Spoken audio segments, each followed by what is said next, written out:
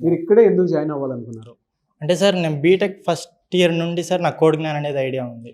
అంటే ఇప్పుడు internship holidays ఇస్తారు కదా! ఆ టైంలో నేను లాంగ్ టర్మ్ ఒక 2 మంత్స్ అలా వచ్చినప్పుడు యుటిలైజ్ చేసుకోవాలని చూసాను సార్ టైం కోసం. ఇప్పుడు ప్రెజెంట్ నాది 3-2 ఇంటర్న్‌షిప్ హాలిడేస్ ఇచ్చారు. అప్పుడు ఇక్కడ జాయిన్ అయ్యా. 2 మంత్స్ అవుతుంది.